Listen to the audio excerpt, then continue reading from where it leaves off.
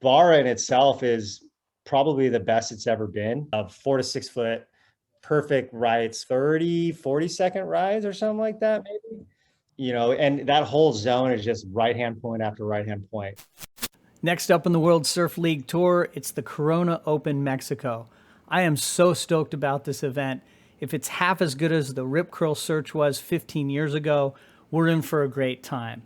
Hey everybody, I'm Old Surf Dad. Welcome if you're new. In today's video, I've got a special guest for you. It's Daniel Tan. He's from Waterways Travel, and he knows Barra de la Cruz. He's going to walk us through the area, the wave, and tell us who he thinks will do well in the event. After that, we're going to check the surf report. And finally, I'm going to make my men's and women's fantasy picks. But first, let's check in with our surf league. So we have a surf league around here, and you can join. Just go to oldsurfdad.com for all the details. Now, before the Olympics invaded our lives, we had the Jeep Surf Ranch Pro all the way back in June, and I still haven't congratulated the winners. Let's do this Olympic style. So for the bronze medal, we got Kyra Lira. For the silver medal, we've got Pusheen. And our gold medalist with 693 points is Keps. Congratulations, man. Not only did you get that cool Stab t-shirt, but I also got you this trophy. Does anyone know where this is? Tell me in the comments below. Maybe you've surfed out in front of this guy. I have. I used to love the wave threes. I'd paddle way out in the middle of the ocean just to get a few to myself. Oh, and for bonus points, tell us how many Olympic medals this guy has. All right, so there's only 2 more events, and as we know, the points increase as we go. The multiplier for this event is 1.6. So bring your best picks, and good luck, everybody. Now, I may claim to be the KG veteran of the Baja Surf Expedition. I mean, I've had my truck buried to the axles in the desert. I've been stuck in a salt flat for days, but I've scored wave after wave after wave in Baja. But to be honest, I've never been to mainland Mexico, and I'm a little bit embarrassed about it. I blame some of that on my obsession with Indonesia, but the truth is I know nothing about Barra.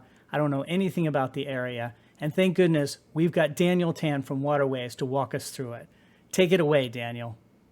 Yeah, so Salina Cruz is actually about 3 hours south of Barra, and that whole zone is just right hand point after right hand point. Barra is about 50 minutes away from Huatuco, and you've got like a good variety of every type of right you can think of. Sand has been the best it's ever been, and the best wind, which really sounds intuitive, is anything out of the west. It can get really hollow depending on the tide. A low going high is generally the better conditions as far as tide goes. If you get a little bit of east wind and out of the northeast, you will get a bit of crumble on it, but it'll be just like a skate park for these guys that are willing to do airs and throw tails and stuff like that. So we got half the session of 4 to 6 foot, perfect rights with barely any wind, and they're super rippable. On the inside, against the cliff, obviously there's a bunch of rocks and all just sand covering all of it.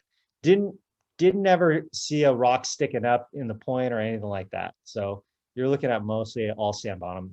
Anybody that's going to have enough strength and power to push against that wall is going to do real well. And if it gets hollow, it's definitely going to favor some of those regular footers. So guys like Felipe will do really well. Jordy will do well. The younger guys like Griffin will do really well.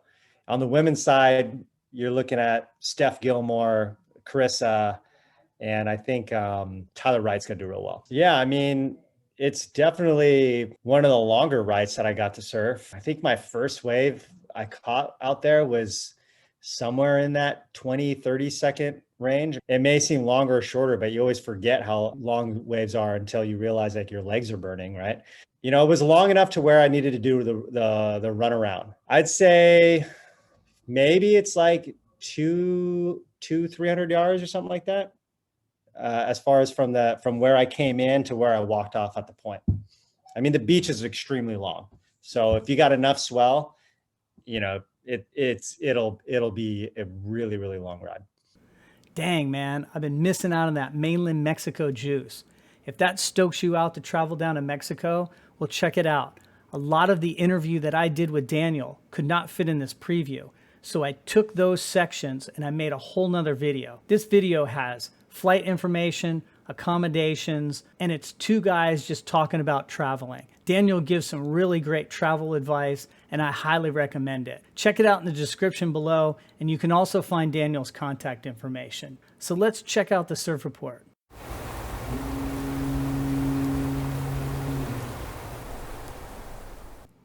So here's your surf report for the Corona Open Mexico, and I wish I was there today. It's going to be overhead the next couple of days, and it looks good. But let's move forward into the waiting period, which starts on the 10th.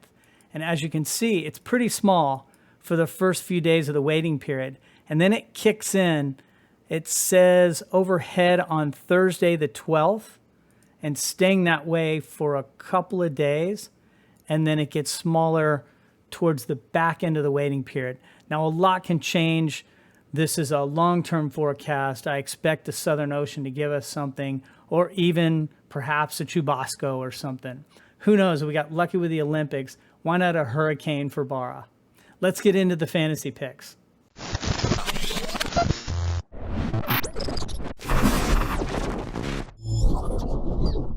All right, fantasy picks analyzer.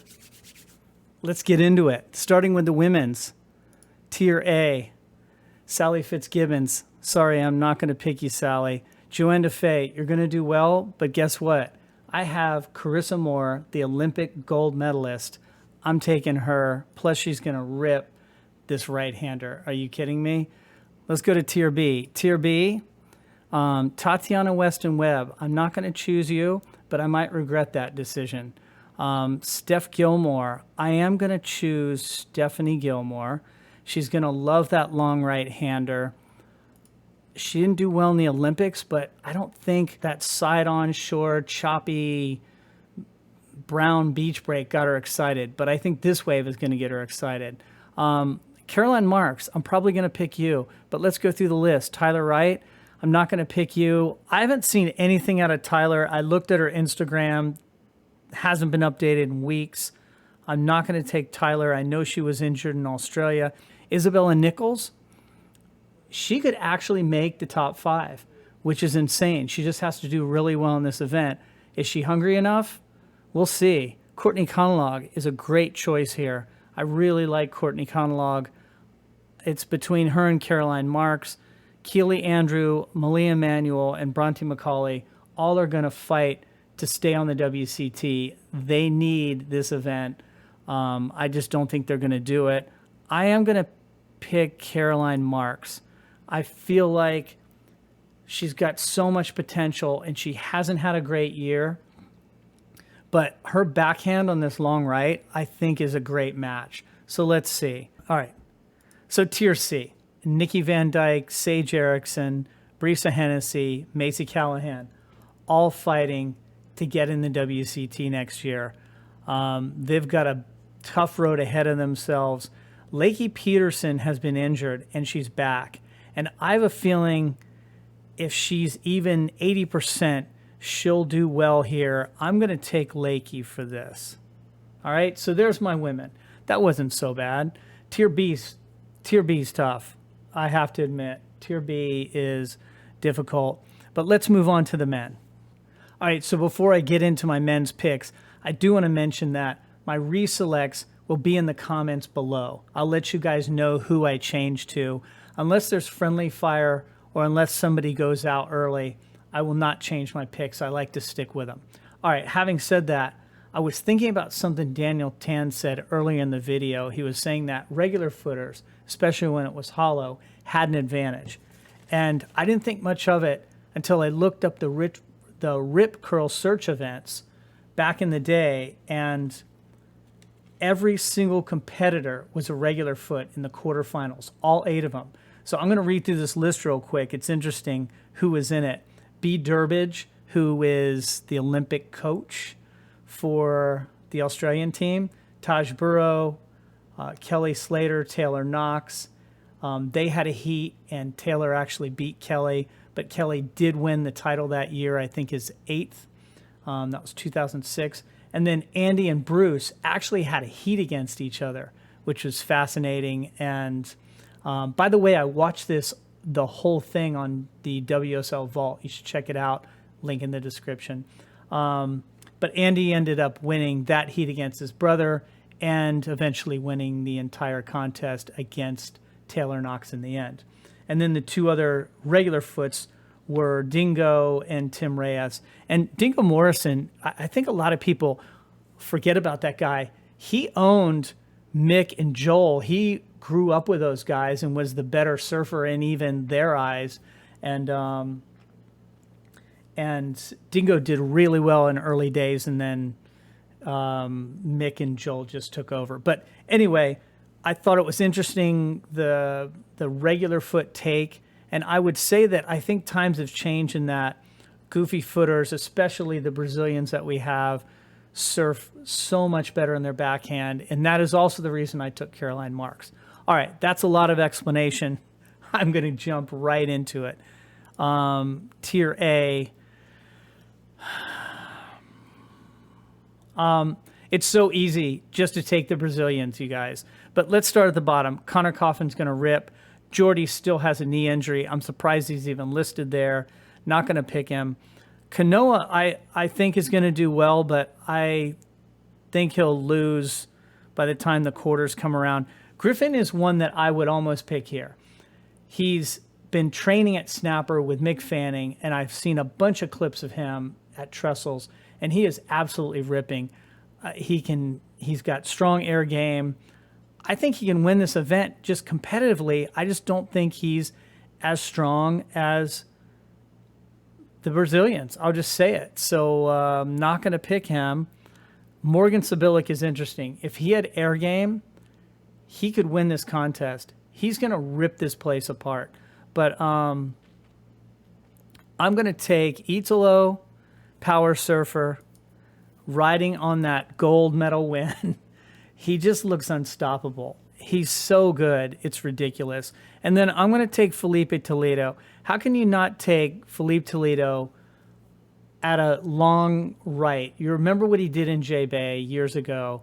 And he just won Margaret River, which is crazy. I think he's got the competitive fire.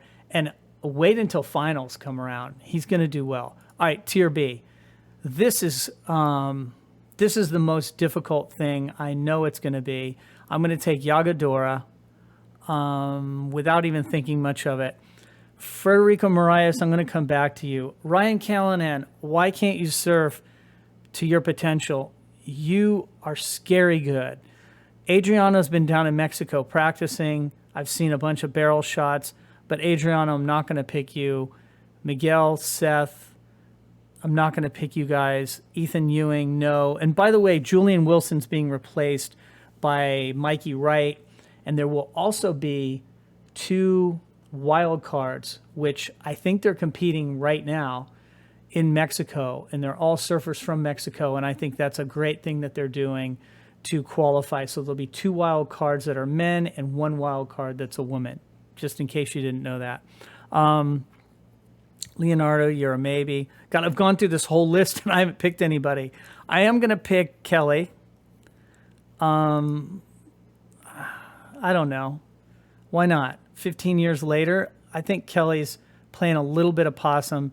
He surfed really well at the Jeep Surf Ranch Pro. I think he'll do okay here. Seeing that I'm running out of people, I'm going to go back. I'm going to take Frederico Moraes.